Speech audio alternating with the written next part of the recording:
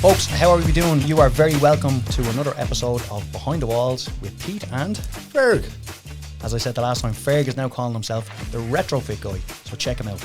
So we are following on from the viral last episode that we had, which was absolutely amazing. Stephen Farrell from the SEAI had come in and we discussed everything got to do with the new grant uplifts that have just happened with the latest announcements. So to follow that up, we decided that we would delve deep dive into the grant that got given the most money, which was the heat pump grant. So the heat pump grants have been massively lifted. It was $6,500 and now you get a bonus of another 4 plus another 2 if you change your radiator. So that's €12,500 that is available to you through the SEAI if you switch to a heat pump. So to discuss that subject, we decided that we would get the absolute expert on that subject, and that is Miss April McHale. April, how are you? I'm very good. Thanks very much for having me. Absolutely. Delighted to have you in. So, as you heard in the intro, you know why you're here. I do. Because you are the absolute expert. April, with the name McHale, you're obviously from the west of Ireland. I am indeed. A Mayo woman. And proud of it indeed. Very good. I know Aaron McHale very well, the rally driver. Yes. So that's a good, strong name down that direction. It is. It's a strong name in County Mayo, that's for sure. Yeah, and we're probably all related as well. Probably, some way.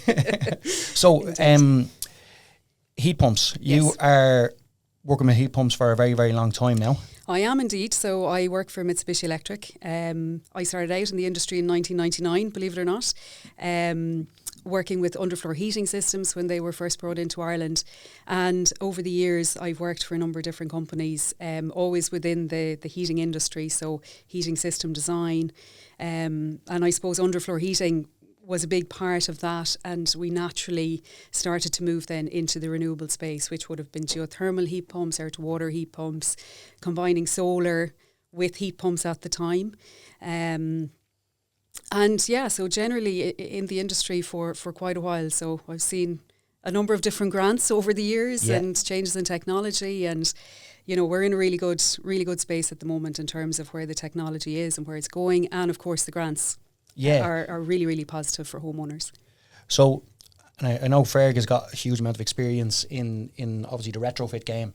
I suppose my area of expertise when it comes to heat pumps is I do fit heat pumps into houses when we're doing a complete replumb retrofit and energy upgrade, and also in new builds as well. It's fair to say that when heat pumps in general, geothermic and air to water heat pumps came out, it was probably only when people were building a new house that they started to use them. Yeah. But that has absolutely changed now. And again, it's fair to say though that when you are fitting a heat pump to your home, you have to have the house ready for that first. Is that correct to say? Absolutely. And I suppose just to kind of separate out new build and retrofit. So new build is a huge market for heat pumps because every new house has to be built to the current building standards, building regulations, and that requires a house to be really, really well insulated and also almost airtight. Yeah. So it takes very little heat to heat the envelope of that building. Heat pumps are the perfect match for it because they provide low temperature. A lot of new homes they'll have either underfloor heating or they might have low temperature radiators or a combination of both. And that's a very easy installation because you're going into a brand new building. Everything is installed with a heat pump in mind. Yeah. So if you fast forward then to the last number of years where retrofit has really become a whole new market in itself, and that's because of the need to reduce the amount of fossil fuel that's been used. We're now looking to retrofit heat pumps into existing homes. And there's lots of homes, I suppose, that were built over the last number of years, I suppose, prior to the current building regulations coming into effect, that are probably ready to install a heat pump whenever their boiler becomes end of life. But you do need to make sure that your home is fairly well insulated, you have good windows, you're not losing lots of heat out through different parts of the building, because you want to be able to heat it from a heat pump at low temperature as much as possible, and that's where you're going to get the best efficiency in terms of your running costs. Yeah, so just to summarise that or simplify it as I like to do, basically what you're saying is heat pump is an excellent product and an excellent way of heating your home. Yeah. But like anything, if you don't have your attic insulation done, your wall insulation done and decent windows in, you're still going to be heating a space that is not retaining the heat. So therefore, absolutely, so you need to do the two together, or have your fabric of your building done before you get your heat pump in. Is that correct? Absolutely. And like, we talk a lot about heat pump ready homes, and really that is about, you know, what SEAI would always sort of recommend us to do is make your home more energy efficient and then change your heat source. And it makes a lot of sense if you can do it in that order, because even with an oil boiler, if your house is very leaky, if you're losing a lot of heat through different parts of the building fabric, your running costs will be higher. So if you start to block up those areas where the heat has been lost through upgrading your insulation, through upgrading your windows, you know, even small measures like attic insulation have a huge impact. So make your home more energy efficient, and then come along and your house will be very well ready for a heat pump. And I suppose the whole key of heat pumps is, because of the way the technology works, you use like 1 unit of electricity to get 3 or 4 units of energy in your home. So the whole idea is that you're bringing down your running costs through using clean, renewable energy from the heat pump. Okay, they're run by electricity, but you're still using much less energy to heat your home than if you were using an oil or a gas boiler. So, I was just going to add, just from my point of view, I suppose to use the taglines, we always talk about fabric first, but when we talk about heat pumps, it becomes a negative in terms of if you don't have this done and you don't have that done. If you don't have good insulation, it becomes a negative. Whereas I would argue the point that whether you're heating your house with oil, gas or a heat pump, you should always be looking at the fabric. Absolutely. Either way. I mean, basically, if you look at a heating system and break it down to its simplest, what is a heating system? I mean, what we're trying to do is have it on for the least amount of time possible and keep it in for the longest possible. And that's basically it. So no matter what you're heating a house, it's just that it comes across as a negative. I see an awful lot of negatives. Oh, heat pump's no good unless you have your walls insulated and you have good windows and doors. Whereas that's the case with any heating system. Absolutely, I totally agree. There is a lot of sort of, I suppose, myths in one sense, but I think the reason for the negativity is because we are always trying to run heat pumps on low temperature to get the best efficiency from them. So I'll tell you what we're going to do, right? We're not going to go straight to the negatives and correcting the negatives. I'd like to talk about the positives, right? About the latest grant that has come out. So let's make that clear, because people will want to. We did speak about this in the last podcast, but we're obviously speaking specifically with. I got that word out. I was struggling with the word. But we're speaking, you know, primarily about heat pumps. So the heat pump grant used to be €6,500. Literally up until 2 weeks ago. Now it is €6,500 plus a €4,000 bonus, plus a €2,000 again. Central heating. Central heating. So that's basically if you change your radiators. Is that correct, Fergal? It includes underfloor heating or radiators. Okay. So that's a massive amount of money to be given towards one item of your whole house, you know. So again, Fergal, maybe you're a better man to answer this. Am I right in saying you're talking in most cases that's probably 50% of the overall cost? Yeah, in most cases it's 50% or more. It actually just depends on the central heating part, really. I mean, heat pumps are fairly standard. In terms of cost-wise, the difference between a 4 kilowatt and an 8 kilowatt is, you know, there is a difference in cost, but it doesn't jump huge. It's not double the price. There is a difference if you change 5 radiators in a house or you change 25. But yeah, I would say it's now sitting at more, maybe 65% of costs. Which is a very good help to change now a heating system. It's fantastic. Now again, I still do think that people, like, you know, somebody sitting at home listening to this, they're going to say, yeah, but I can get my oil boiler changed for $3,500 or $4,000. But the reality of it is, if they're doing that, they're not going to get a grant for it to start off with. They're still using a fossil fuel, which is only going to go one way in terms of it's, you know, going to go up. It's certainly something that every government in the country is trying to, every government in the world is trying to filter out. So I think it makes, at some stage, people have to make the decision, are we going to, you know.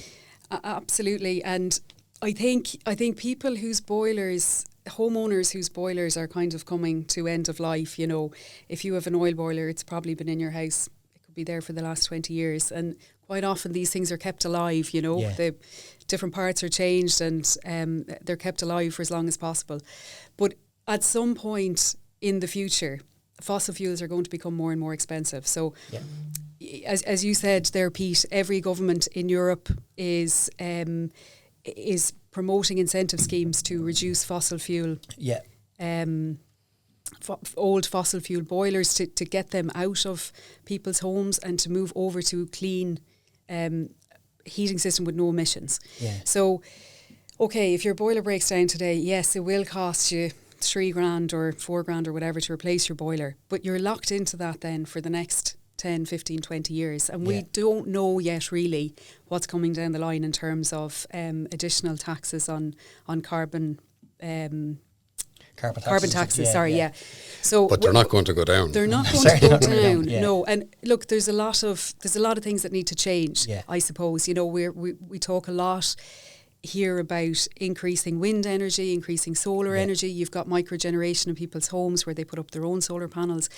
Like, all of this is towards using electricity more and more to heat people's homes. Now, I know people will be going, but look at the price of electricity at the moment. And they're right. Like, it is extremely high. But you can get solar panels then into your home at either now or at a later stage. Again, it's an investment into your home. You basically only have one bill, so you've only basically got your ESB bill or your electricity bill.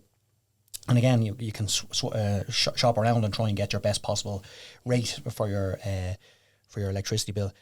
So let's just keep it real simple here now. When someone changes or someone puts in a heat pump, what they get the unit itself, which is in most cases an outdoor unit. Is that correct? Yes. So an air-to-water heat pump, let's say. So if we look at air-to-water, you always have an outdoor unit because they're actually taking the energy from the air. So you've an outdoor unit outside. It looks, you know, what you would be used to seeing in an air conditioning unit where you'd see maybe at the back of a laundrette or a shop or something like that. They're quite small for residential because, you know, there's smaller capacities needed. So that will be outside. It'll be connected to a new cylinder inside. So you'll have a specific cylinder that suits a heat pump system. And from that it connects into your heating system. So if you have a very old heating system, you might need to upgrade some radiators because we still have to be able to provide a good comfort level in the home. And as you have said there, the new grants allow now for some of those upgrades to the heating system, which is great.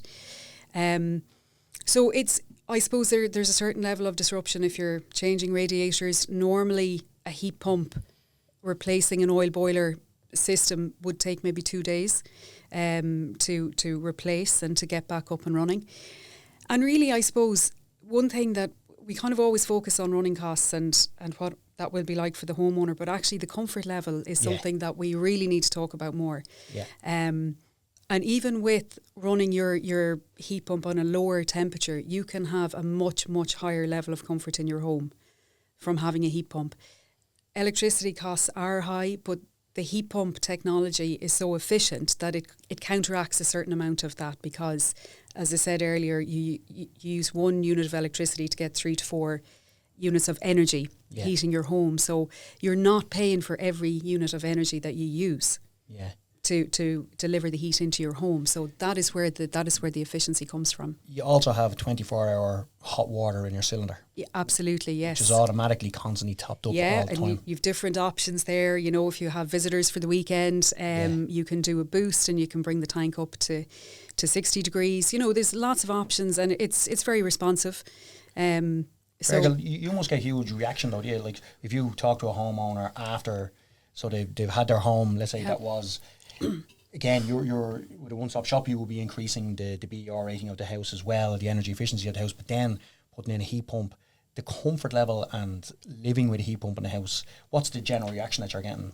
Yeah, I think the when you combine it and it's a full home energy upgrade, I suppose you're being hit with all the benefits all in one go. So it takes a bit of getting used to.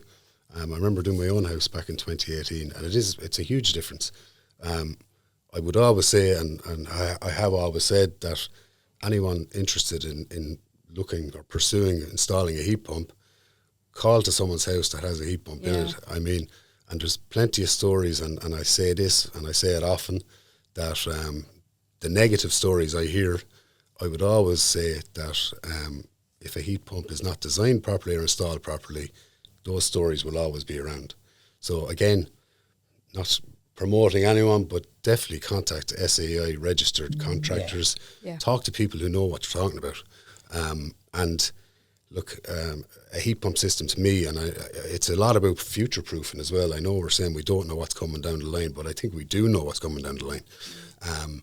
And to invest in an oil boiler that will be around for 15 or 20 years, to me, is mad, you know, and I think that's where we're at now at the minute, that it is mad to do that. Absolutely. And I think, you know, with the new grants that have been announced, it's really giving people more flexibility in terms of if their boiler, if they're making the decision to put in a heat pump based on a boiler breakdown, you know, there's more funding there to be able to do that quicker, I think. It would be a terrible shame to put in a boiler at this point in time, because you're locked in, you know, and you're kind of holding yourself back really from being able to have better efficiencies and better comfort levels in the long term. And also better air quality. It's something people don't think about in their homes, but actually when you have a heat pump, you've no combustion, you've no oil or gas burning, you've no fumes. There's no flue with big black fumes coming out anymore. The air is cleaner around your home. And so it has health benefits as well as comfort and efficiency. And I think it's important for people to think that way as well. Yeah, I always call it the triple win. So obviously you're to have your house heat pump ready, you're obviously increasing the energy efficiency of it, then you're getting heat pump in. So the first one is you're dramatically going to reduce your costs. Exactly. You know, after your investment, obviously. Then the second one is the comfort levels are phenomenal. And when you say the word comfort, I think the main thing that I see is the evenness of temperature throughout the whole home. Yeah. Because again, with radiators literally radiate out heat. This is through a high temperature system where it blasts out heat. Yeah. So your conventional oil or gas boiler would blast out heat. If there's a thermostat, then it'll go, okay, it's hot enough in here. It'll tell the system to turn back off again. Yeah. And then the temperature will have to reduce back down again, and it has to blast out more heat. Now, I know thermostats always work in the same way, but if you have a system that is constantly just keeping the temperature at that even temperature, and that's what you get comfort-wise. And then the third one, obviously, is, you know, you're doing your bit for the environment as well, you know. So that's why I call it the triple win, you know. Yeah, absolutely. And I think another thing, just in relation to what you said there about boilers and temperature, we have to sort of adapt our habits as well, because we are used of having the fear of using all the oil you know, making sure the heat is turned off. When get the immersion on. I need a shower tonight. Don't mention the war. Don't mention the war. But, you know, the habit around oil boilers, especially, I suppose gas boilers as well, but it always seems more prevalent to me around oil boilers, that you're always minding the oil. You know, and because you're thinking about when that tank is empty and you have to have 500 or 600 or 700 euros to fill the tank again.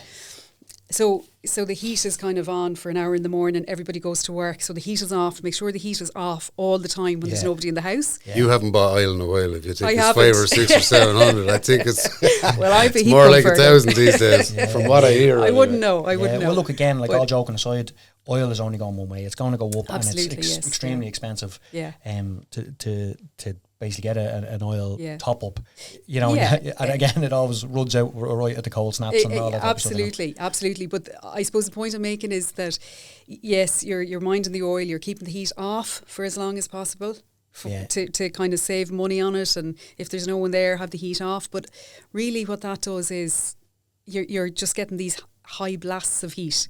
And so you come in the evening, and it might be a case that you turn on the heat when you come in. It mightn't even be timed, you know. Whereas with the heat pump, you leave it to maintain temperature. It's not that it's on all the time, but it can come on and off to maintain your 19 or 20 degrees, which is more than adequate temperature in most houses. It's available all the time, is what we like to say. Yeah, exactly. So, it's able to come on and off as needed. But it's low background temperature. So it's not kind of roasting and freezing. Exactly. It's just a lovely kind of background, even ambient temperature all the time, and it creates a completely different living environment. You know, I'm sure you would have seen that in your house, Fergal, when you changed to that kind of constant. And I temperature. think though that people of my age will remember, but it's an Irish mindset. This we grew up with on-off heating. Yeah. When it was cold, the heating went on, and when the house was warm, the heating went off again. Yeah. Whereas the heat pump is, I know, and we probably oversay this too much, as just leave it alone. And people don't like hearing just leave it alone. But basically, the thermostats look after the heating. Yes. You don't have to do anything. If you want it to be 22 degrees all the time, it'll always be 20 degrees. Yeah.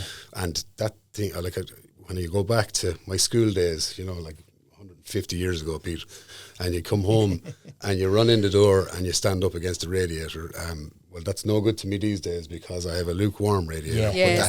But there's a constant temperature in the Warmth house. in the house, yeah. So that's why I would say to anyone looking at this is to call to a house with a heat pump. Yeah. It's actually, it's you can't describe it. That's the thing, Yeah, you do need to feel it, I think now. But again, a correctly fitted heat pump in a correctly insulated home is what you're really aiming to get to. Absolutely. So we'll do another little summary of the heat pump, and then I think we should definitely get into a bit of myth busting, or we should definitely, myself and Ferg have done a bit of myth busting before, but I think there's certain questions that need to be answered when it comes to heat pumps, because in terms of the urban myths that are out there, I think the heat pump is certainly one that gets an awful lot of the backlash of the fella down at the bar that knows everything about nothing, but make sure that everyone else around him hears it, Yes, So look, we'll summarise it again. Your heat pump obviously is a very efficient system.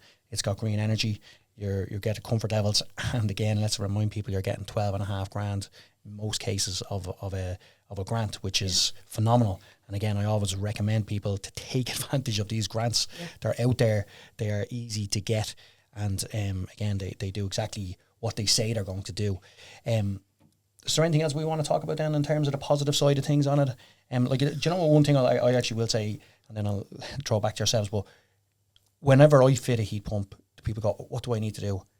Absolutely nothing. Yeah. You do not touch the system. The system gets set up, then the installer will come back and usually just regulate it a little bit, and then that's it, it's set up. Literally your thermostat on the wall, you press the plus button to turn it up a couple of degrees in a room if you want to, and you press the minus button if you want to turn it down a couple of degrees, and that's it. When you're going away on holidays, put it at 18 degrees and just go on your holidays. Don't be turning the system off. Don't be worrying about it. And that's the information that I always give to people. Here's a question. How often should a heat pump be serviced?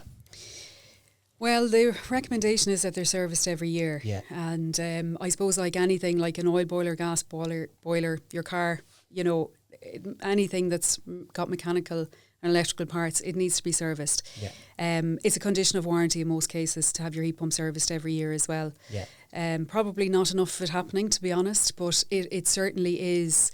It's something that we need to see more companies starting to do. Yeah. Because, I suppose people usually wait until something goes wrong. Of course, yeah. Break fix, yeah. Yeah, to fix it. But to get the longevity from your unit and to get kind of the best efficiency from it, they should be serviced. There's not a huge amount to it. It's not very expensive.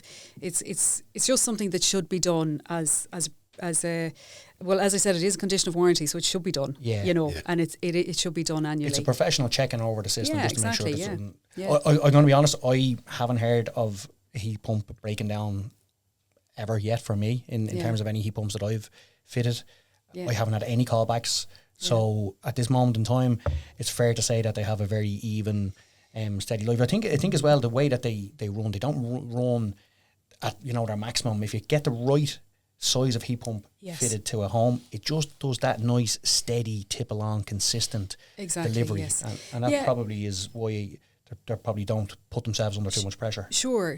And as you mentioned there in relation to the grants, if you're going down the road of claiming a grant, you're going to be getting an SEAI registered installer who has gone through all the checks and balances to be on the register in the first place. There is inspections by SEAI. And there's a lot of inspections on these 1 and 3, and there's there's kind of a whole roadmap there for getting it installed correctly. In the initial phase, designing the system correctly, looking at the property, making sure that it's heat pump ready, as we say, but then also making sure that the heating system matches the heat pump system. So what's in the house, what is going to be delivering the heat, whether it's underfloor heating or radiators, that is designed around a heat pump. You know, so these are all things that have to be done under the grant to criteria. get the grant, you have to do it. Yeah. Do you know what, let's run through that, because you know, you've actually brought the subject up, and I'm delighted you did. So I've literally just got a heat pump fitted last year, and I've done the grant system as well. So basically what you've got to do is you've got to go online to the SEAI. You need to choose your installer. They need to be an SEAI registered installer. And then you make your application. And again, just for people so that they know, you instantly get the answer, yes or no. You put your MPRN number in and you instantly get your answer. So then obviously you need to follow through with the paperwork. So you will receive an email pretty much straight back that lets you know that you have been accepted. And then you have to make sure that you apply for the grant and receive the grant before you get the work done as well, which is very important, because if you do the work in advance of receiving the grant and getting clarification of that, you will not get the grant. Correct. So that's massively important. Yes. And then after that, then you just follow the steps of the system. Now, you do need to get, correct me if I'm wrong here, do you need to get a HEA, a home energy assessment done? No. No, you don't have to? For individual heat pump grants, you need a technical assessment. Okay. Now, that's part of a home energy assessment. Yeah. But It's a similar. look, you need I tell you, for anyone that's following the new window and door grants, there's an awful lot of talk at the minute about HLIs, which is the heat loss indicator. Yes. So when we talk about houses being heat pump ready, what we actually mean is the heat loss indicator is 2.3 or below. Yeah. And that's why the new individual grants for windows and doors are based on this heat loss indicator, because to give the grant, what the government are saying is that even if you don't put in a heat pump now, in the future your house will be heat pump ready, and it'll be a straight swap out, so you won't have to do the insulation or windows and doors. So just to keep on my point there, Ferg, because I know you've given a lot of good detailed information there, but again, to simplify it for the homeowner that's listening here, they need a technical assessment done, is that correct? Yeah, a technical assessment, and that basically is a heat loss indicator calculation. Yeah. So then that is part of their submission as well, isn't that correct? Yeah, there's a few rules to this. If your property is built after 2007, again, the new BERs, the more recent BERs since 2020, your HLI or heat loss indicator is available on your advisory report. Yeah. Before that, you won't see it, so you would need an assessor to look at it. But you'll see from the advisory report if your property has a HLI of 2.3 or below. And if it's above that, the technical assessment is basically a report showing you what you need to do to get it below that. So that's very important. Yeah. So the technical assessor and the report will give you the information to let you know what work you need to get done to get your BR rating high enough to make it worth your while getting not to make it worth your while, to make you qualify to get the heat pump grant. But generally, I think if you're around a B2, you can make that assumption, but not always. Not always. Yeah. You see, the problem with BER ratings is that if you have your whole roof covered in PV, you can be a B2, but your fabric mightn't be good. And unfortunately, that's the way the deep software that works behind BER calculations is based. So you can have a true reflection. Yeah, you can have a high BER that doesn't have a HLI. So sorry, Fergal, I'm going to have to jump in there. Break it down again because you said PV, which is basically photovoltaic. So basically what Fergal was saying is that you may have a BER rating of B2, which technically does qualify you, but your heat loss indicator needs to be at a certain level. Yeah. So and photovoltaic solar panels is what Fergal was talking about there. So basically you could have a really good BER rating, but your house, the heat loss indicator in your home may not qualify you. So again, that's why I'm kind of going on this journey and this discussion. Get the technical assessment done, and the technical assessment will tell you if the house is ready or whatever you need to get done. And then you also do need to get, for when you're getting the grant, you need to get a post-installation BER rating. Isn't that correct, Fergal? Yes. Yeah. So basically, your same assessor, you can, and a lot of the time they don't need to come back to the house because they've already been at the house to see the house. But once they know that the heat pump has been then fitted. And I would actually advise homeowners to get a home energy assessment through a one-stop shop, which is a standalone. You don't have to continue on after that. It's a standalone grant. But as part of a home energy assessment, you get a BER, an advisory report, a roadmap, a technical assessment is actually part of that. So I would get it all. So you'll have all the information you require, and it's going to work out at the same kind. And there's a grant of €350 for a home energy assessment. There's a grant of €200 for a technical assessment. So you're better off getting all the information through a home energy assessment. So April, I think I said that a few minutes ago, didn't I? I think you might have. But it was so long ago, I just can't remember. Fergal just went on a big I just like round to, around the garden. I just want to double down on what Peter's saying, that's all. Well, look, as you mentioned at one point there, Fergal, that you don't need it for every single application. There's different rules. Yeah. There's a lot of different rules. But actually, if there's one thing I would recommend, and I totally agree with Fergal, get some type of an energy assessment, whether it's HEA or technical. It's not an absolute requirement in every case. However, there's nothing else that's going to tell you exactly what you need to do to make your fabric upgrades, to tell you where you're losing heat and what are the best measures, to upgrade your home. And homeowners, unless you're working in some kind of space like we are, you're not going to understand what type of walls you have, what type of what the construction of your house is, and what types of insulation you can even use. But so I think gives you all of that. The assessment gives you all that information, and ultimately, the way that the grants have just been broken down, it means that you have more flexibility now around deciding on your own journey as to getting to a higher energy rating, whether that's the doing your wall insulation and your windows, and then doing a heat pump if your boiler breaks down before you have time to do that. There are ways now that you can put the heat pump in. So let's start from the start again. You go online, you put your MPRN number in, you apply for the grant. You will pretty much in seconds, and that's how quick it takes. You get an answer straight away. Then you make you've now your application has been accepted. Yep. So then the next thing that I would recommend people do is to get that home energy assessment and technical assessment done on their home all in one go. Because again, they've now made contact with that person that they're going to need at the end anyway. Exactly. And then they can go through the process of contacting the one-stop shop or the SEAI approved contractor. Yep. Get the works done, making sure that all the paperwork is filled in along the way. Then they need to contact that assessor again to get their final reports done. They submit all their paperwork, and then they get paid the grant. Exactly. So that's how the roadmap works. There's a little bit to it, but for $12,500, I think it's worth the effort. And then you end up with your grant and your heat pump in place. Yeah. And just that's the individual grant route. You can also go through a one-stop shop who will look after all that paperwork for you. 100%. Even better. Well worth saying that. And again, with the one-stop shop, you're obviously getting other elements of work completed as well, and you're getting your full grant. You're basically maximising your grants. And when you get approval, and I know you said it's instantaneous, as soon as you put in the application, it's straight away you get the approval for your grant funding. But you've 8 months to use that through the individual grant. Yep. Yeah. So it is important. It's not a panic. When you get approval, you don't have to put it in the following morning. Right? Yeah. So now, I think that's been we've fairly clearly gone through that. So now we know what our heat pump is, we know the positives, we know how to apply for it. So let's get into a little bit of technical stuff again. Some people would be really like to hear this type of stuff. So common questions that get asked, or common urban myths, would be that a heat pump has a humming sound constantly coming out of it, and I can hear it. Well, it has a fan. Yeah. There is a fan in the outdoor unit, which is outside your house. More than Pete.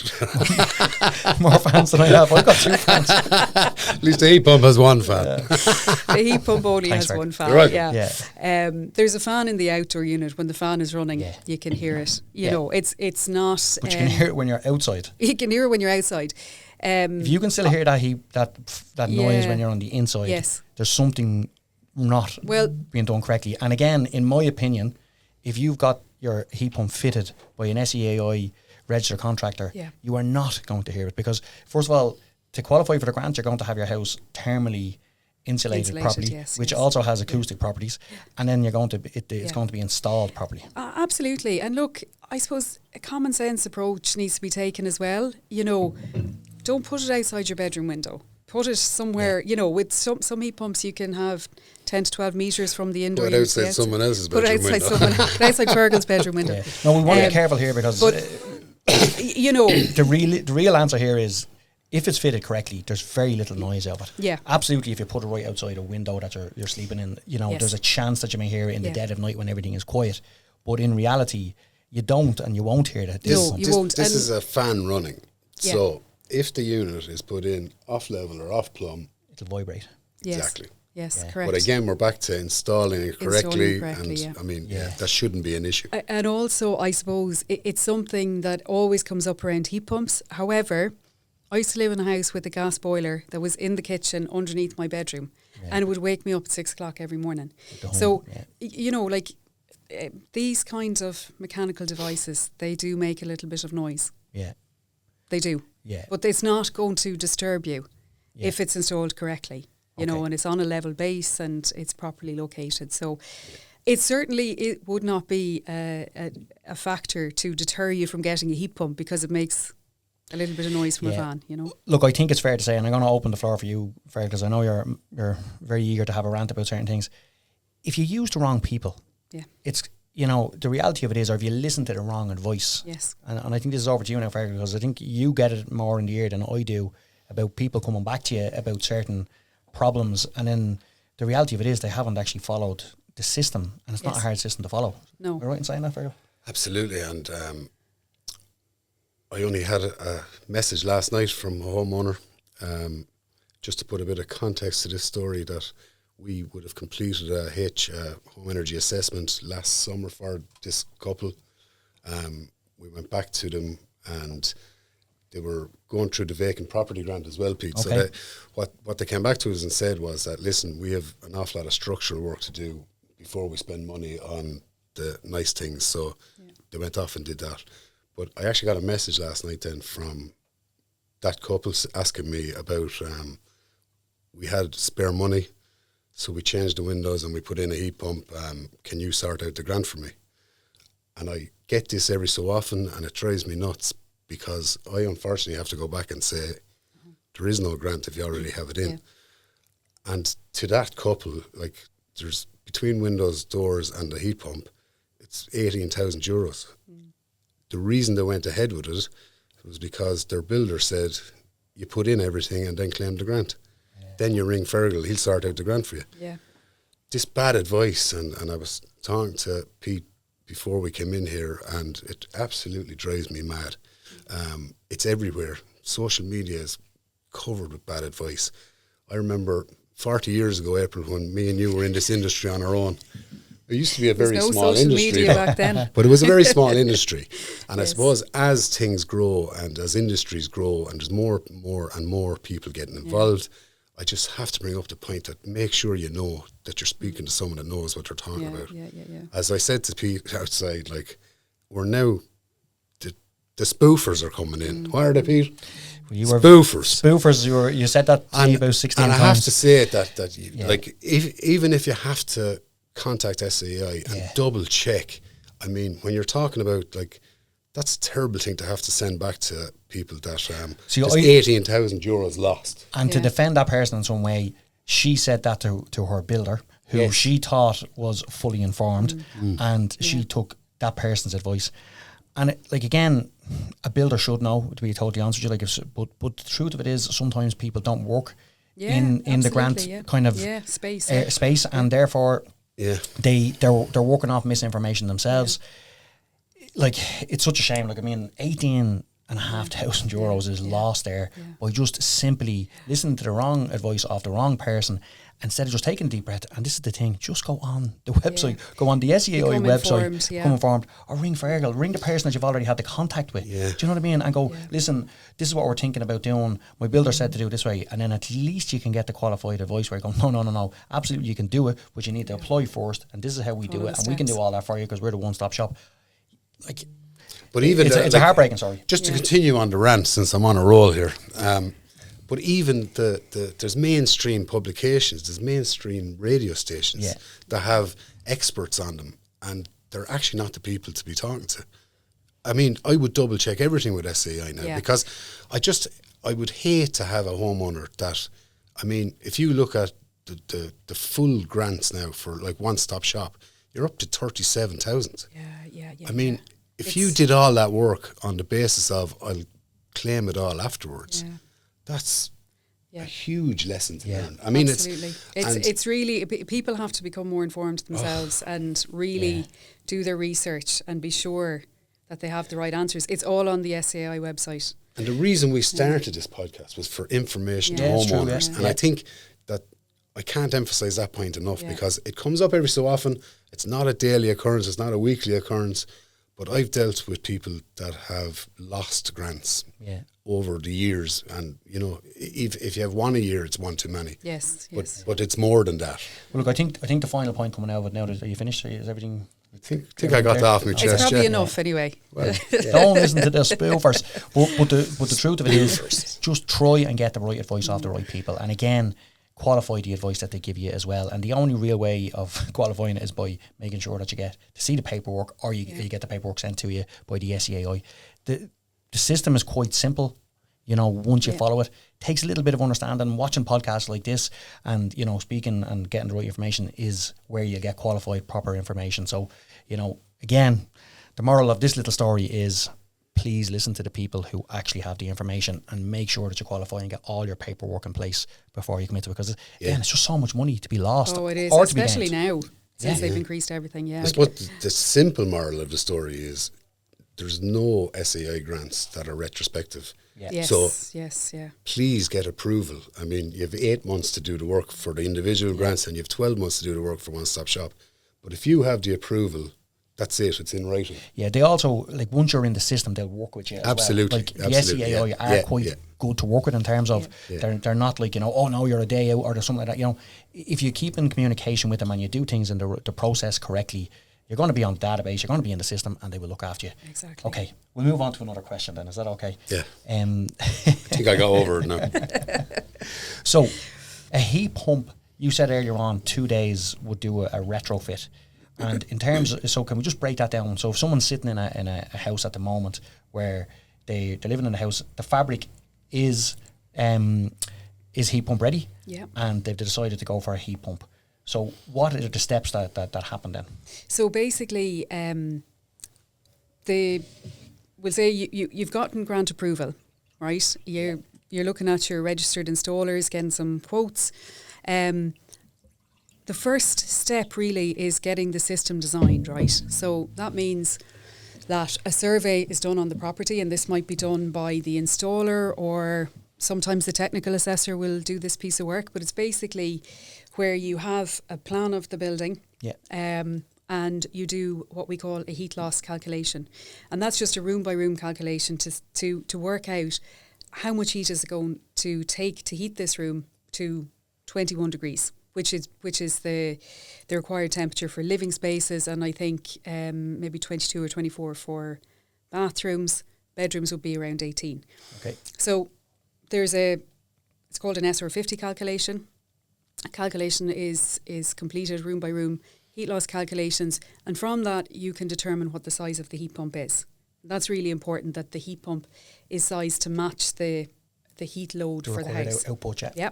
And then in your individual rooms, if it's radiators, you need to make sure that the radiator, we'll say the existing radiator, either is going to be able to provide enough heat, or will it need to be made a little bit bigger if you want to run that at a lower temperature. So they're the two decisions that need to be looked at. But again, that's all done by the installer. The homeowner doesn't have to worry about that. No, it's nothing to do with the homeowner. It's done as part of the process. So the installer will do that. Sometimes it might be the heat pump manufacturer, it might be the heat pump supplier, it might be the installer themselves, but it's done as part of the system. Yes, we'll in say. conjunction with each other. Yeah, exactly. So the heat loss and the radiator sizing. If there's underfloor heating, by the way, you don't really ever have to touch that. You might look at changing some controls, but underfloor heating, match made in heaven for a heat pump, absolutely. Yeah. So it's really only with radiators where you need to do this extra design work to make sure they're going to be suitable to run with a heat pump. Also, it's worth mentioning that some people will recommend that you need to go for aluminium low temperature radiators, but actually for years now we've been using steel rads, and they're more commonly available. They're cheaper, there's more sizes, there's more designs, and we would kind of tend to always nearly work with steel rads now. Yeah. So there's no issue there, and it keeps the cost down as well, because aluminium radiators will be quite a bit more expensive, and quite often they need to be made physically a good bit bigger. So that works very well. And then at that stage, I suppose you've got your kit list, so you know now these are the rods I need, this is the size of the heat pump. It'll be down to the installer then to look at the pipework and see whether any of the pipework needs to be upgraded, and to look at the heating controls. So if there isn't good heating control, and that generally is, if you've radiators, it's almost always a stat in the ground floor, a stat in the first floor, to operate them at different temperatures. If there's underfloor heating, you're already going to have stats in every room. Yeah. And they're the main considerations, you know. So what about the tank? The cylinder, yeah. So cylinder. the cylinder, I suppose, is size based, usually on the size and occupancy of the property.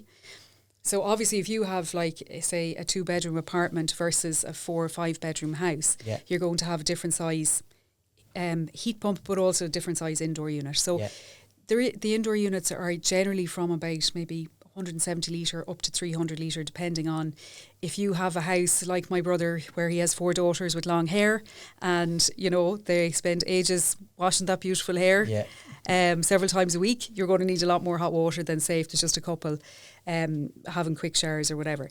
So occupancy is important, but again, that's all determined at the heat pump design stage. In general, would you be able to use the location of the existing hot press? Oh, absolutely. And that's what we would always try to do. And also, you know, when you're looking at radiators, if changes need to be made, you always try to do it with the minimal amount of disruption. Okay. So in older houses, you will probably have single panel radiators in some cases. Quite often making those a double panel will actually get you a bigger output without having to change the pipe centres. So it's all about being practical, you know, really being practical. And the installer needs to have an input there, because when you're just looking at a plan, silly decisions can be made. You know, the installer really is the one, he's in the property, and he'll say, well, actually, you know, we'll just change that to a double panel rather than putting in, you know, something that's going to maybe give a bigger output, but practically is not going to make sense in the room. You know, so a lot of practical decisions have to be made too. And again, that goes back to having a good installer. So your system will be designed by your installer or the manufacturer? Installer in conjunction usually with supplier / manufacturer, Then you're talking usually a 2-day turnaround? Yep. Your location of your heat pump is most likely going to be external. Location of your internal cylinder is going to be your hot press or your utility or whatever. You know. And it depends too. You know, in some cases there might be some other works being carried out in the home, and maybe there's a new utility being built, and the homeowner decides, well, actually, I'll put this down here. It's closer to the heat pump. It totally depends on the property. But if it's just it's a straight replacement, a swap out, the easiest thing is always to use the existing pipework and to put the indoor unit, which generally would be what holds the hot water as well. It's an integrated unit.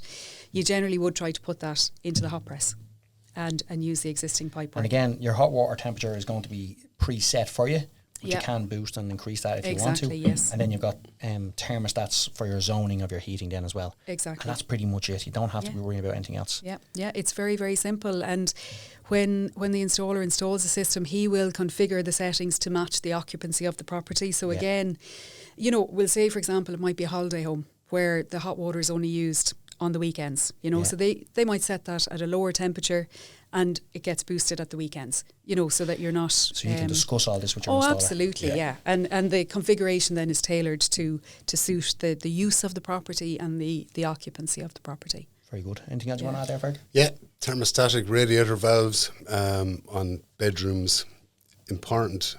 The more control you have over heating systems, the more efficient it is. So upstairs where bedroom doors tend to be closed, the radiator valves is a separate control to depending on your thermostat, which is located, let's say, in the middle of the hall or whatever. But the more control you have over anything, the better. But what April is saying, and I 100% agree, if you listen to what April is saying, it's all about planning this in advance. Where things go wrong is undersizing, oversizing, wrong rad sizes. Again, we're back to the poor installation, poor design.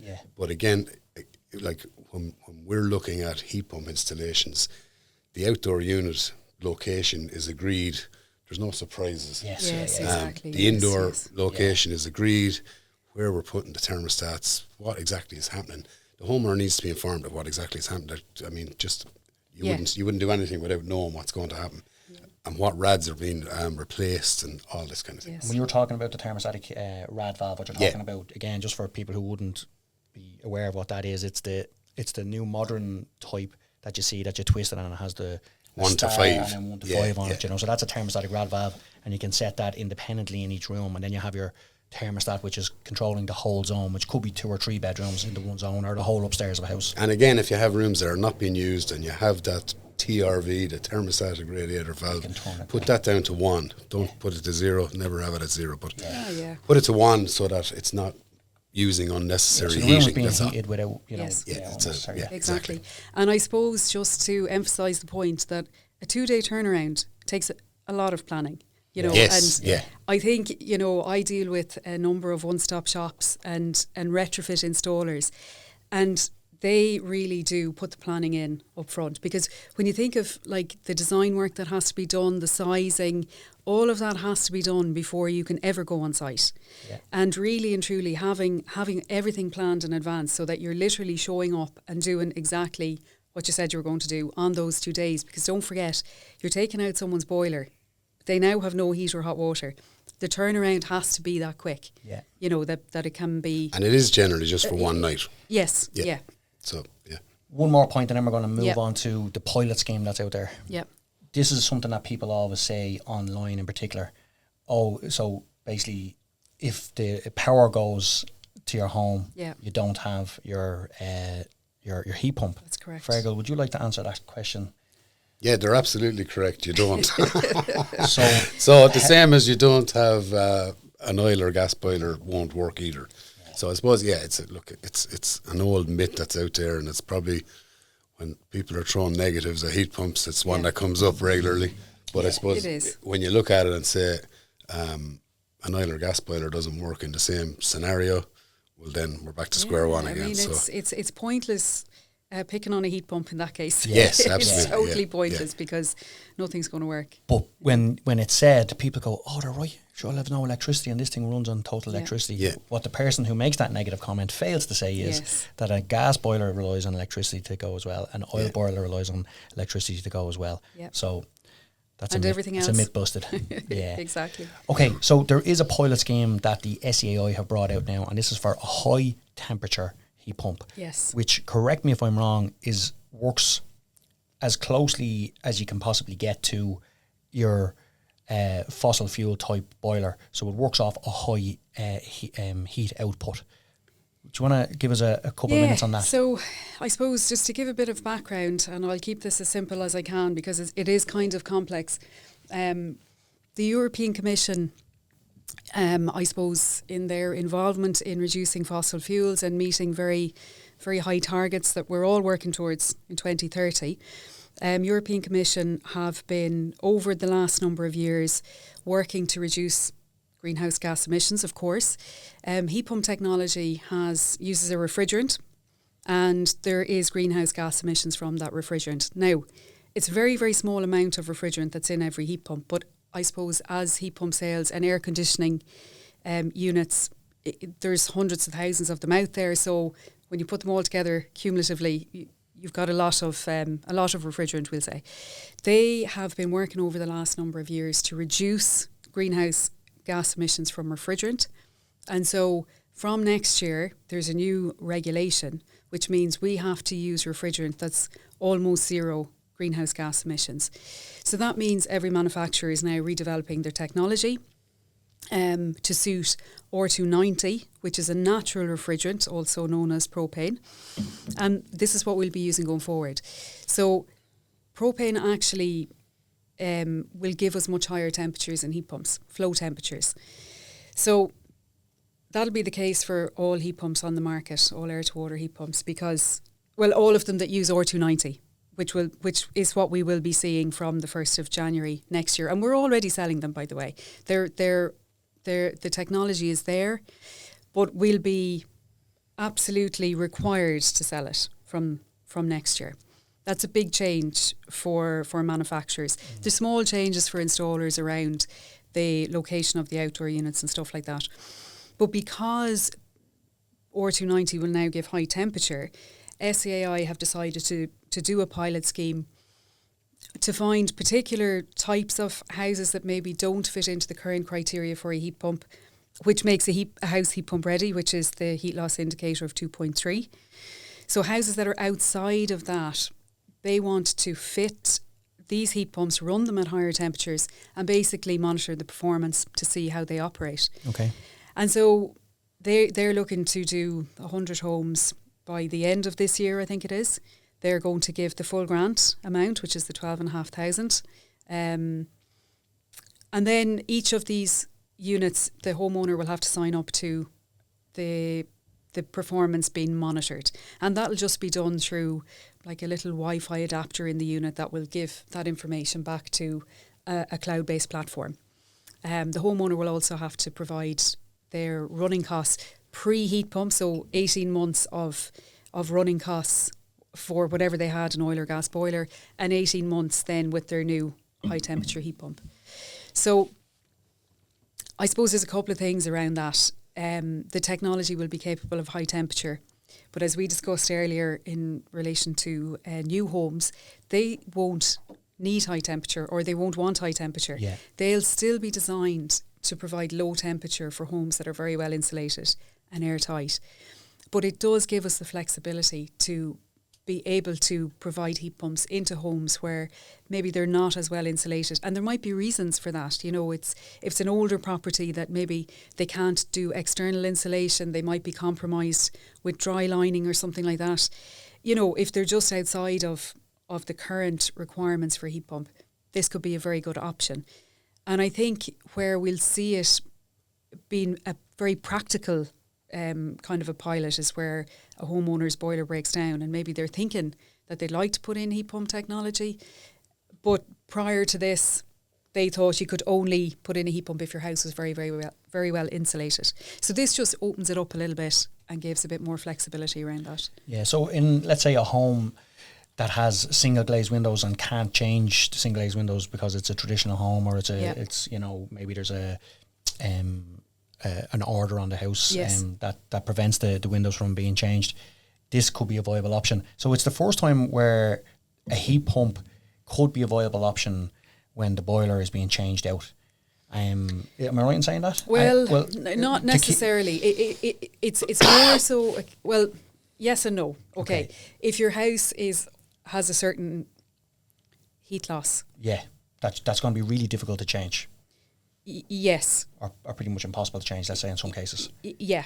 Now, you would still be recommending for people to do everything they can. Of course, yeah. Because at the end of the day, while it can be used as a replacement for an oil or gas boiler, and it can be run at the higher temperatures, it will cost more to run at the high temperatures. Yeah.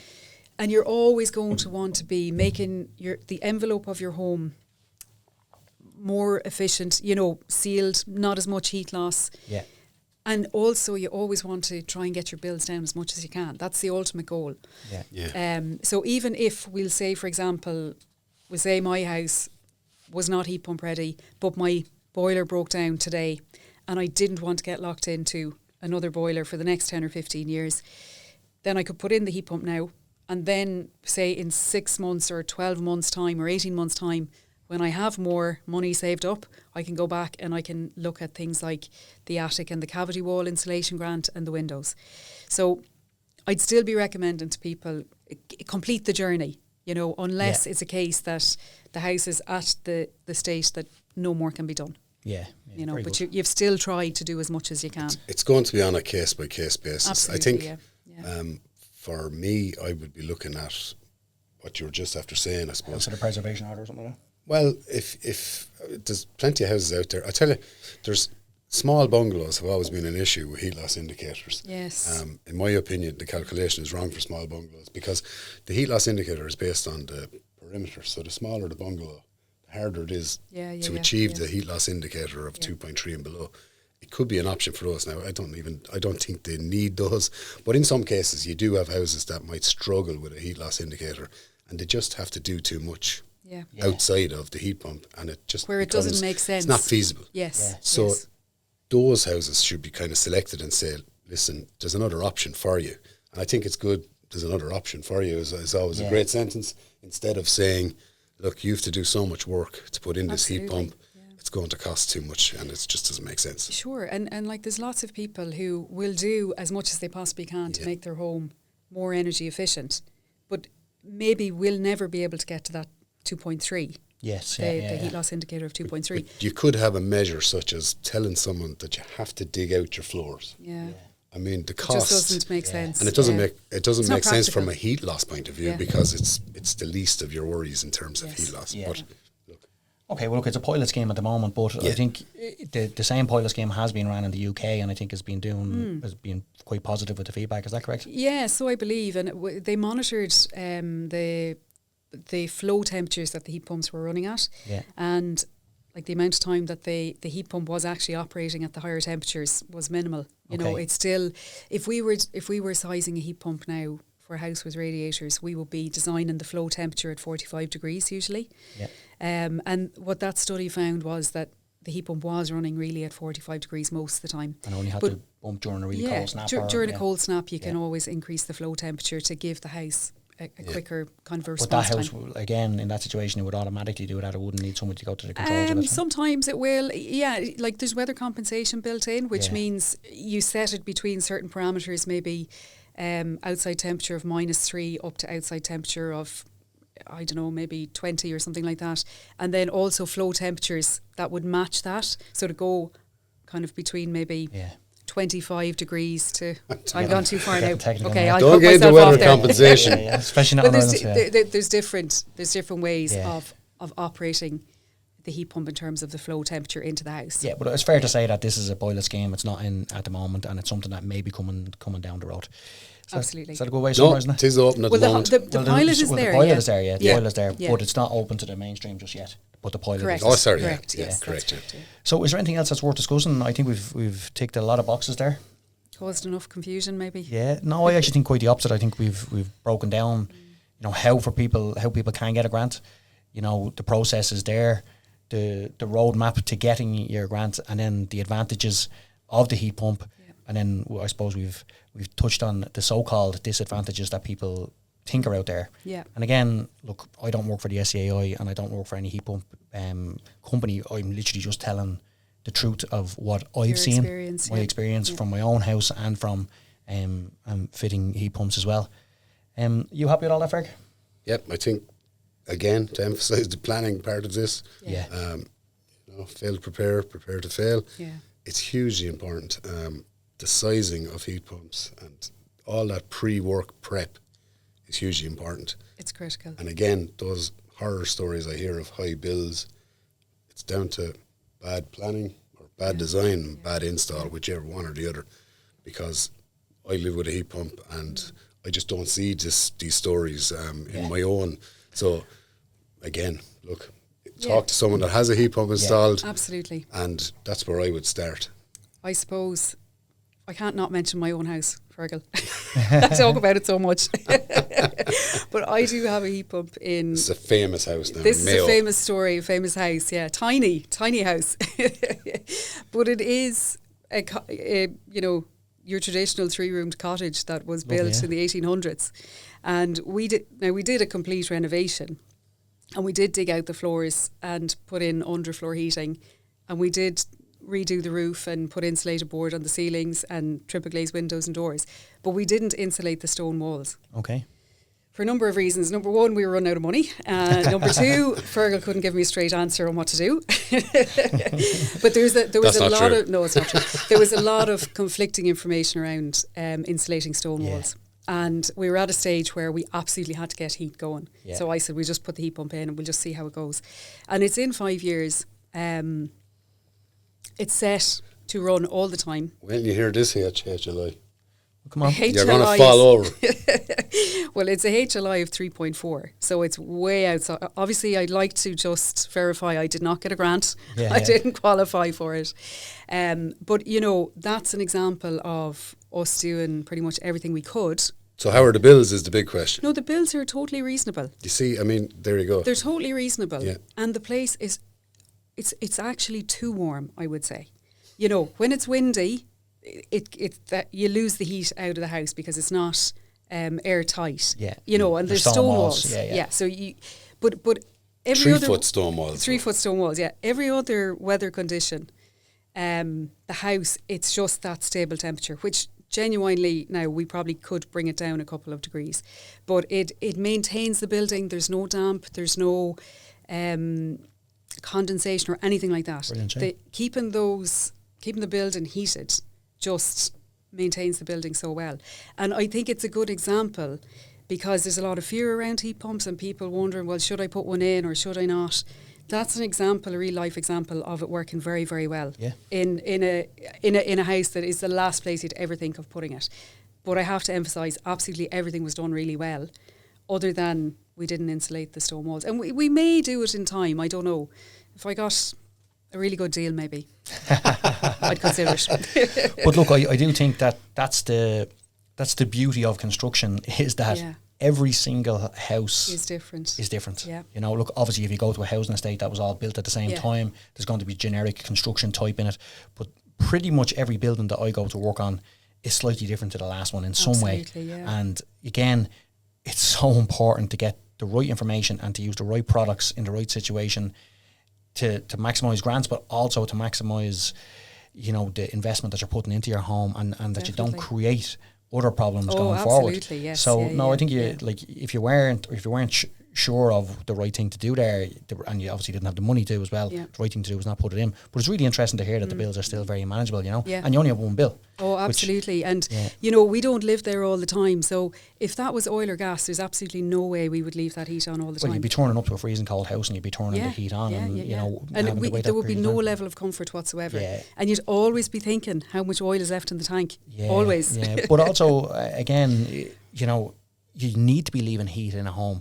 If somebody has a holiday home and they turn the heating off for a period of time, they're not there and they come back, they're inevitably going to have damp problems, condensation issues. Yes. You know, the fabric of the house has just got so cold, it takes a period of time to build it back up again. By the time it's built it back up again, you're going back to your house again and it's cooling down again. Yeah, and you know? even during the summer, you can notice that a couple of years ago, we had a really wet month of June or July, and I turned off the heat altogether. And no, sorry, we had a very hot month of June and then a very wet month of July. I turned the heat off at the end of June thinking the sunshine would never end. And the next month it never stopped raining, and I had to put the heat on within about 2 weeks because the place just felt uncomfortable with no heat on, you know. So it just really proves that keeping that level of heat on all the time, it just maintains the building so well, but also really maintains the comfort the level. technology and the intelligence of the systems these days as well. Exactly, You know, it will adapt to the weather. And look, you were doing that right in the peak time in summer in Ireland, which you would think should be warm. But look, let's be realistic. Ireland is a very changeable climate. Indeed. Okay, I think that was an excellent discussion. Thank you very much, April, for coming in. Pleasure. Thanks for having me. Thanks, April. It was great to hear all the different details.